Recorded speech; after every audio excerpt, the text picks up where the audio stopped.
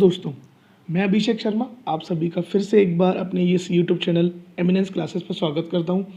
दोस्तों, iPad strategy and planning पर ये मेरा तीसरा वीडियो है। आई होप आपने प्रीवियस 2 वीडियोस देख लिए होंगे। अगर आपने नहीं देखे होंगे तो आप वो भी डिस्क्रिप्शन में जाके पार्ट 1, पार्ट 2 के वीडियोस देख सकते हैं, जहाँ पर मैंने स्टार्टिंग से बताया है कि आईपैड कैसे कंडक्ट हो रहा है, आईपैड का सिलेबस क्या है, आईपैड में हमें किस किस तरीके से स्ट्रैटेजी बनानी है और उसके सिलेबस को हमने किस तरीके से लेवल वाइज पढ़ना है। तो दोस्तों, आप पहले उन वीडियोस को भी देख लीजिए। दोस्तों, ये वीडियोस मैंने कवर करी है डूज एंड डोंट्स के ऊपर। हर पेपर में कुछ पॉइंट्स होते हैं जिसको हम लेके चलते हैं। तो सबसे पहले जब हम डूज एंड डोंट्स की बात करेंगे तो हम उसके क्रैक करने के बारे में, किसी भी एग्ज़ाम को क्रैक करने से पहले हमें उसकी स्ट्रेटजी बनानी पड़ेगी, हमें उसका पूरा एक प्लान करना होगा, तो हम उस पर अच्छे से कर सकेंगे। उसमें हम कम से कम एफर्ट के साथ मैक्सिमम रिजल्ट पाएंगे। Let's get started with this point. Do's, सबसे पहले हम डूज की बात करेंगे। तो दोस्तों, डूज में हम करना क्या है, हमको फोकस करना है one subject at a time. दोस्तों, मैं इस यूट्यूब चैनल पे आपको आईपैड और दूसरे एग्ज़ाम भी उसकी प्रिपरेशन कंडक्ट कराऊंगा, लेकिन सबसे पहले मैं इसमें आईपैड को ही मेन फोकस कर रहा हूँ। इस पर आपको subject by subject, topic by topic सारे वीडियोस प्लेलिस्ट में आपको मिलेंगे। आपको बस at a time one subject पे फोकस रखना है, उसको आप अच्छे से कवर करते रहिए। अपना एक डेली का टाइम आपको फिक्स करना है कि भाई मुझे 30 मिनट पढ़ना है, मुझे 45 मिनट पढ़ना है। इससे ज़्यादा अगर आपके पास अपने दिन में अगर समय नहीं है, क्योंकि ये पेपर फ्रेशर के लिए और एक्सपीरियंस के लिए, दोनों के लिए होने जा रहा है, तो इसमें बहुत सारे लोग ऐसे भी हो सकते हैं जो जॉब की वजह से अपना टाइम नहीं दे पाते हैं। बट दोस्तों, उनको भी अपनी बिजी शेड्यूल में से मॉर्निंग में, इवनिंग में, आफ्टरनून में सोने से पहले आपको 30 to 40 मिनट्स निकालने हैं। मेरे इन वीडियोस से आपको विदाउट एनी एफर्ट आपको बस इसको फॉलो करते जाना है, छोटे छोटे नोट्स बनाने हैं, आपको वो ईजिली हो जाएगा। उसके बाद नोट्स मेकिंग। दोस्तों, आजकल मल्टीमीडिया का इतना टाइम है कि आपको पेन और पेपर उठाने की बहुत बार ज़रूरत नहीं पड़ती। दोस्तों, आप सभी के पास एंड्रॉयड फ़ोन है, आपके पास टाइम की बहुत प्रॉब्लम है, क्योंकि आपके पास बिजी शेड्यूल है, आपके पास कोचिंग है, आपके पास खुद है। तो आपको जॉब के टाइम के लिए भी और अपनी बिजी शेड्यूल के बीच में नोट्स मेकिंग करने का समय नहीं मिलेगा, जिससे बहुत सारे लोग परेशान होते हैं। तो दोस्तों, हम इसमें कर सकते हैं कि अपने मोबाइल में जो नोट पैड करके एक ऑप्शन होता है, हम उसका यूज़ करेंगे और एक एक सब्जेक्ट को हम डिसाइड कर देंगे और उसमें हम अगर क्लिप बना देंगे, छोटी छोटी क्लिप्स, जिसमें हम अपने छोटे छोटे पॉइंट्स, इंपॉर्टेंट पॉइंट्स जिसको हमें याद रखना है रिवीजन के टाइम के लिए, तो बस हमको इतना ही करना है कि अगर आपको लगता है कि कोई लाइन बहुत इंपॉर्टेंट है, आप उसको अपने नोटपैड में लिख लीजिए, वो सेव रहेगी हमेशा। जब मर जाए तब आप मोबाइल ओपन कर सकते हैं। ऐसा नहीं है कि आप नोटबुक लेके आएंगे, आप उसमें नोट करेंगे, वो भी करेंगे आप। अगर आपके पास समय मिलता है तो मैं रिकमेंड करूँगा कि आप हार्ड कॉपी नोट्स पहले प्रेफर कीजिए, क्योंकि सॉफ्ट कॉपी नोट्स में आपके पास बहुत सारी सेकेंडरी प्रॉब्लम बहुत सारी जनरेट हो जाती हैं, उसको मैं बाद में डिस्कस करूँगा, लेकिन notes making is the priority. तीसरी बात, क्वेश्चंस प्रैक्टिस टुगेदर। मतलब दोस्तों, होता क्या है कि हम लोग सभी किसी ना किसी एग्ज़ाम को फिल कर देते हैं। अब हम उस सिलेबस को पढ़ना शुरू करते हैं, और सिलेबस या कोचिंग जब हम किसी की ज्वाइन करते हैं तो दोस्तों, उस सिलेबस को कंप्लीट करने में हम अपना 90% टाइम कंज्यूम कर देते हैं। दोस्तों, 90% टाइम, यानी आपने कोचिंग अप्रैल में ज्वाइन करी है, आपका एग्ज़ाम जनवरी और फरवरी में, मेनली मैं अगर गेट की बात करूं तो बहुत सारे लोगों को मैंने ऑब्ज़र्व किया है कि वो क्वेश्चन प्रैक्टिस को सोचते हैं कि करेंगे करेंगे, और इस चक्कर में सिलेबस पे सिलेबस बंडल से इकट्ठे हो जाते हैं, बट वो क्वेश्चंस को प्रैक्टिस नहीं कर पाते हैं। लैक ऑफ प्रैक्टिस की वजह से उनका सिलेबस किसी भी कोचिंग का बना रहे, उनको सक्सेस नहीं मिल पाती है। सो दोस्तों, क्वेश्चन प्रैक्टिस टुगेदर मीन्स आपका सिलेबस आज कवर हुआ है, इसी टॉपिक के आज आप क्वेश्चन करेंगे, जिससे कि उसको आप ज़्यादा मेहनत बाद में नहीं देनी पड़ेगी, आपको रिवीजन ही करना है बस। Read important topic from books as well. दोस्तों, बुक्स बहुत ज़रूरी होती हैं अंडरस्टैंडिंग के लिए। मैं आपको यहाँ पर टॉपिक कवर करवा दूंगा कि main summary of topic and important formula, और उसको हमें यूज़ कैसे करना है 2 लाइन के क्वेश्चन, 3 लाइन के क्वेश्चन में। लेकिन अगर आप उसको उसी टॉपिक को 5 मिनट निकाल के 10 मिनट निकाल के, मैं शॉर्ट डिस्क्रिप्शन की लिंक भी आपको प्रोवाइड कर दूंगा कि किसी बुक की पर्टिकुलर एक पेज, अगर मैंने किसी टॉपिक को पढ़ाया है और उस टॉपिक का कोई एक पेज किसी बुक से बहुत अच्छा एक्सप्लेन किया गया है, तो मैं रिकमेंड करूंगा कि आप उस बुक से भी एक पेज जरूर रीड करें। होगा क्या कि बुक से अंडरस्टैंडिंग लेवल बढ़ जाता है और बढ़ जाता है, कम नहीं होगा। आपको सिर्फ एक रीडिंग करनी होगी और उसके आपकी बेसिक कॉन्सेप्ट्स और क्लियर हो जाएंगे।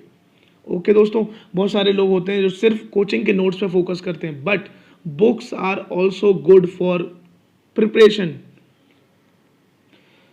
Routine revision for notes.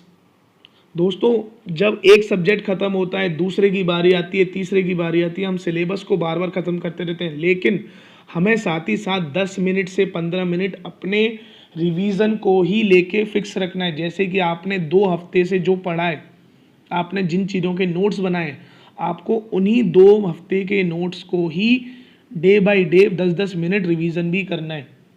क्योंकि अगर आपने ऐसा नहीं किया तो 2 से 3 महीने बाद जब आप वापस से उस चीज़ को पढ़ेंगे तो हो सकता है आप वो समझ ही ना पाओ, क्योंकि जब हम आगे वाली चीज़ों पर फोकस देते हैं तो पीछे वाली चीज़ें भूल भी जाते हैं। लेकिन मैं कोशिश करूँगा कि इस तरीके से न्यूमेरिकल्स और प्रॉब्लम्स को सॉल्व किया जाए, अंडरस्टैंडिंग बनाई जाए कॉन्सेप्ट्स की, कि वो टाइम कंज्यूमिंग ना हो, रिमेंबर रखने, आगे के लिए याद रखने के लिए। तो दोस्तों, फिर भी आपसे मैं बोलूँगा कि आप एक डे फिक्स कर दें कि वेडनेसडे को मैं 15 मिनट रिवीजन करूँगा, मैं फ्राइडे के दिन सुबह के 15 मिनट रिवीजन करूँगा, मैं सैटरडे को करूँगा, मैं संडे को करूँगा। आप कोई भी दिन सिलेक्ट कर सकते हैं, उससे आपका 2 हफ्ते, 1 हफ्ते का जो भी सिलेबस होगा वो रिवीजन हो जाएगा। इससे आपकी लर्निंग कैपेसिटी बढ़ेगी। दोस्तों, मैं आपसे बोलूँगा कि आप इस चैनल को सब्सक्राइब कीजिए अगर आपने अभी तक नहीं किया है, और वीडियो को लाइक कीजिए ज़्यादा से ज़्यादा, और कमेंट कीजिए कि आपको अभी आने वाले टाइम में किन टॉपिक्स पे वीडियो पहले चाहिए। तो दोस्तों, हम आगे बढ़ते हैं। Practice test for analysis the progress. दोस्तों, ये सबसे इम्पोर्टेंट टॉपिक है। जब भी हम किसी एग्ज़ाम को क्रैक करने की सोचते हैं, चाहे वो यूपीएससी हो, स्टेट पीएससी हो, गेट हो, नेट हो, एम्स का पेपर हो, पीएमटी हो, लेकिन बच्चे कहाँ सबसे ज़्यादा लैग करते हैं? लाखों लोग फॉर्म भरते हैं, क्यों नहीं होते सारे लोग? क्योंकि वो लोग प्रैक्टिस टेस्ट पेपर नहीं लगाते हैं। दोस्तों, सपोज आपका पेपर ऑनलाइन होना है, आप पेपर पे प्रैक्टिस करो, आप हार्ड कॉपीज़ में प्रैक्टिस करो, क्या वो उसमें इतनी ज़्यादा फ्रूटफुल होगी? नहीं होगी। जब पेपर ऑनलाइन है तो दोस्तों प्रैक्टिस भी ऑनलाइन होगी, तैयारी भी ऑनलाइन होगी, क्योंकि आपको 3 घंटे पेपर पे देना है। सब बोलते हैं कि इससे कोई फ़र्क नहीं पड़ता, मैंने ऑब्जर्व किया है, मैंने गेट की तैयारी करी है दोस्तों, मैंने 5 बार क्वालिफाई किया। जब पेपर ऑनलाइन है तो हमें पेपर की तैयारी भी ऑनलाइन ही करनी चाहिए। ये तो ऐसी बात हो गई कि टेस्ट मैच होना है पर्थ में और आप प्रैक्टिस कर रहे हो मुंबई की पिच पे। दोस्तों, जहाँ मैच होगा वहीं पे प्रैक्टिस भी होगी, तभी उसका रिजल्ट भी निकलेगा। वरना तो ऐसे कितने रिजल्ट आते हैं, कितने नहीं आते, सबको पता है। लाखों लोग फॉर्म भरते हैं, हज़ारों लोग भी पास नहीं होते हैं। तो दोस्तों, प्रैक्टिस टुगेदर, मैं आपको हर 5 या 6 वीडियो बाद एक प्रैक्टिस टेस्ट की वीडियो बनाऊंगा, जिसमें आपको ऑब्जेक्टिव से लेकर न्यूमेरिकल प्लस कॉन्सेप्चुअल क्वेश्चन की लिस्ट ऑफ क्वेश्चंस होंगे। आपको पीडीएफ में मिल जाएगा, आपको हार्ड कॉपीज़ आपको डाउनलोड करनी होगी। हार्ड कॉपी के लिए आप उसको प्रिंट आउट ले सकते हो और अपनी प्रैक्टिस कर सकते हो। लेकिन आपको प्रैक्टिस करनी है, आपको उन्हीं टेस्ट पेपर से मुझे डाउट भी पूछने हैं, जिससे कि मैं समझ पाऊँ कि आप साथ ही साथ प्रैक्टिस भी कर रहे हो। मेरे अकेले पढ़ाने से आपको पूरा चीज़ समझ में नहीं आएगी, लेकिन जब आप मेरे पढ़ाने के बाद उन क्वेश्चंस को सॉल्व करके डाउट पूछेंगे, आप अपने कमेंट्स में मुझे डाउट लिखेंगे कि भाई मुझे इस क्वेश्चन में ये वाली चीज़ समझ नहीं आई, आप मुझे बताइए, तब मैं समझूंगा कि हाँ आप प्रैक्टिस कर रहे हैं और अब आने वाला है रिजल्ट, अब ऐसे ही आएगा रिजल्ट। दोस्तों, सबसे इम्पोर्टेंट जो हमारे डे लाइफ और नाइट लाइफ को बैलेंस करता है वो हमारा है स्लीप टाइम। दोस्तों, तैयारी जितनी ज़रूरी होती है उतनी हेल्थ भी ज़रूरी होती है। Health first, wealth second. आपकी हेल्थ बेस्ट होगी तभी आप वेल्थ के लिए भी प्रिपरेशन कर सकते हैं।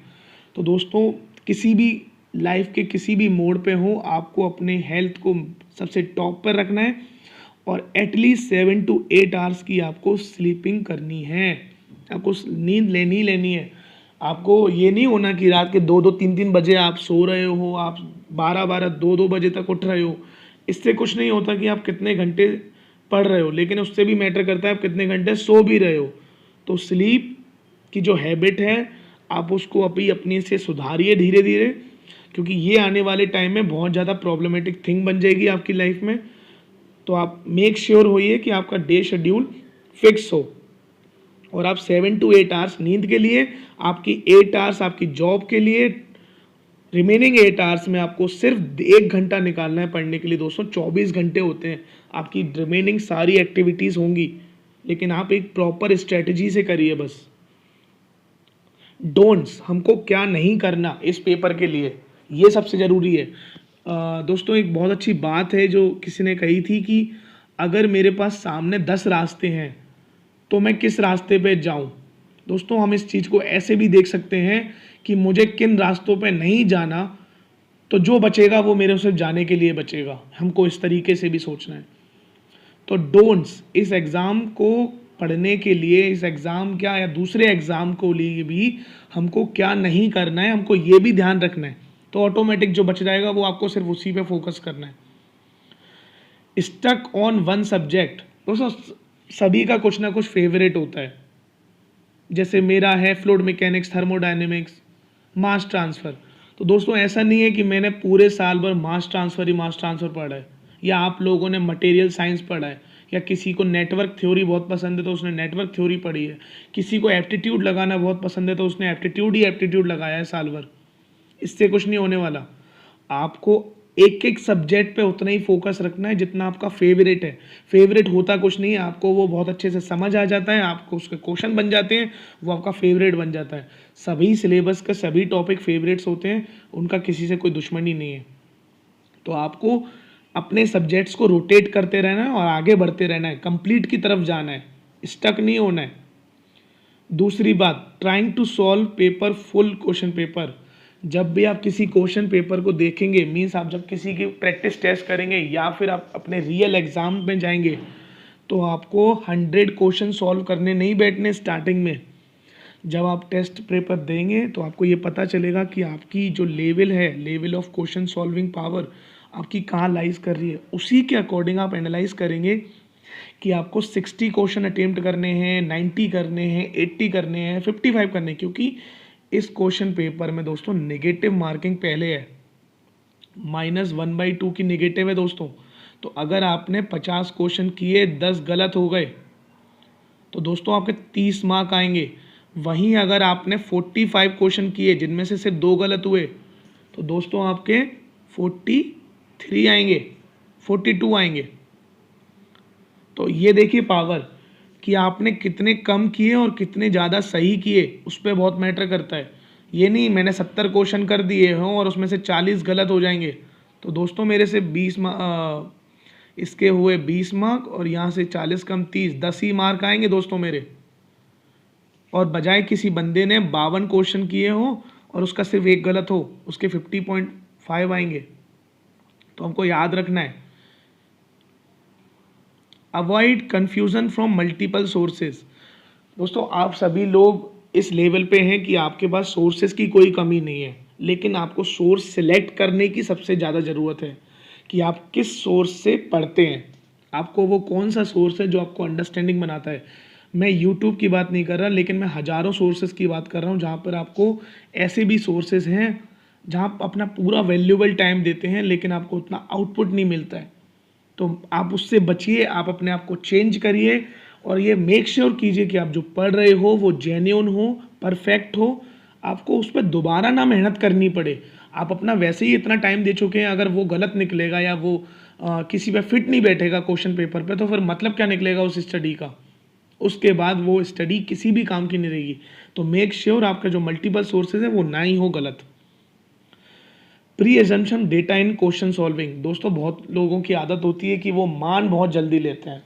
तो मानने से मेरा मतलब है कि किसी क्वेश्चन पेपर में जितना डेटा दिया गया है, आप अपना दिमाग उतने ही डेटा को सॉल्व करने के लिए लगाएं। अपने हिसाब से किसी भी डेटा को प्री एजम्पशन ना करें। नहीं है मतलब नहीं है, आपसे नहीं बोला गया उसको सॉल्व करने के लिए। अगर गलत होगा तो पूरे इंडिया के लिए गलत होगा, आपके लिए नहीं। Guess hitting answer. दोस्तों मैंने पहले ही बताया कि ये क्वेश्चन पेपर नेगेटिव मार्किंग वाला है, तो आप अपने गैस तुक्के जो मारते हैं ना कि भाई तुक्का मार दो सही हो जाएगा। दोस्तों 4 ऑप्शंस होते हैं, यानी कि प्रोबेबिलिटी होती है 0.25 आंसर सही होने की, जिसमें से 3 आंसर तो पहले ही गलत है। तो आधे से ज़्यादा लोग जो नेगेटिव मार्क्स लाते हैं वो गैस हिटिंग की वजह से लाते हैं। आपको तुक्के नहीं मारने पेपर में। इनसफिशिएंट स्लीप मैंने अभी बात करी। इसकी पहले डूज में आपको अच्छे से नींद लेनी है। आप अगर अपनी हेल्थ ख़राब कर लेंगे, आपको तैयारी कितनी भी अच्छी हो, आप एग्ज़ाम से पहले तक अगर बीमार पड़ गए, आपने साल भर तैयारी करी और वो नींद की वजह से आपको अच्छे से प्रॉपर माइंड स्ट्रॉमिंग नहीं हो पाई, आपकी तैयारी किसी काम की नहीं रहेगी, प्लस आपको हेल्थ की प्रॉब्लम हो जाएगी। तो मेरा आपको एडवाइस है कि आप अपनी सफिशिएंट नींद लीजिए, 7 to 8 आवर्स की लीजिए। आप अपना एक शेड्यूल बनाइए पूरे दिन का, जिससे आपको एक तैयारी करने का पूरा मौका मिले। आई होप दोस्तों यू लाइक दिस वीडियो।